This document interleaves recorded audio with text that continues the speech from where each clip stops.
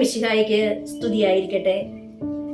ഇന്ന് നമുക്ക് വിചിന്തനത്തിനായി നൽകപ്പെട്ടിരിക്കുന്ന കർത്താവിന്റെ വചനം വിശുദ്ധ മത്തായിയുടെ സുവിശേഷം 12-ാം അധ്യായം 15 മുതൽ 20 വരെയുള്ള വാക്യങ്ങളാണ്.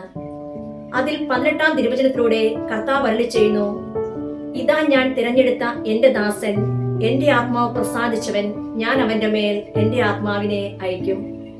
കർത്താവ് ഇവിടെ വ്യക്തമാക്കുകയാണ്, ഞാൻ തിരഞ്ഞെടുത്തവരുടെ മേലാണ് കർത്താവിന്റെ ആത്മാവിനെ വർഷിക്കുന്നത് എന്ന്. നാം കർത്താവിനെ തിരഞ്ഞെടുക്കുന്നതിലല്ല, കർത്താവ് നമ്മെ തിരഞ്ഞെടുക്കുന്നതിലാണ് ദൈവസ്നേഹം നിറഞ്ഞു നിൽക്കുന്നത്. നാം ദൈവത്തിന്റെ പേര് പറഞ്ഞ് എത്ര അധ്വാനിച്ചാലും ദൈവം അതിൽ തിരുമനസ്സാകുന്നില്ലെങ്കിൽ ആ അധ്വാനം മുഴുവൻ നിഷ്ഫലമായി പോകും. വിശുദ്ധ പൗലോസ്ലീഹ പറയുന്നത് പോലെ, ഞാനല്ല അധ്വാനിച്ചത്, ദൈവകൃപയാണ് അധ്വാനിച്ചത്. അതുപോലെ തന്നെയാണ് ദൈവത്തിന്റെ തിരഞ്ഞെടുപ്പും. ദൈവം തിരഞ്ഞെടുത്താൽ മാത്രമാണ് അവിടുത്തെ ആത്മാവ് നമ്മിൽ നിറയുന്നത്. ജനതകളുടെ പിതാവായി ദൈവം അബ്രാഹത്തെ തിരഞ്ഞെടുത്ത് അനുഗ്രഹിച്ചു. ഫറവോയുടെ അടിമത്തത്തിൽ നിന്നും ഇസ്രായേൽ ജനത്തെ രക്ഷിക്കുവാനായി വിക്കനായ മോശയെ ദൈവം തിരഞ്ഞെടുത്ത് അനുഗ്രഹിച്ചു.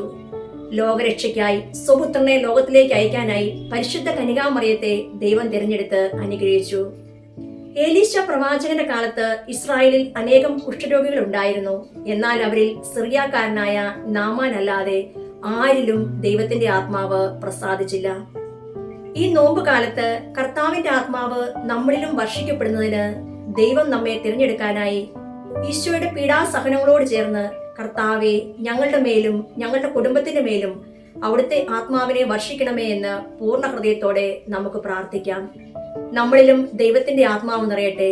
അങ്ങനെ നമ്മളും ദൈവത്തിന്റെ തിരഞ്ഞെടുക്കപ്പെട്ട ദാസരായി മാറട്ടെ. ദൈവത്തിന്റെ ആത്മാവ് എല്ലാവരിലും സമൃദ്ധമായി വർഷിക്കപ്പെടട്ടെ. ആമേൻ.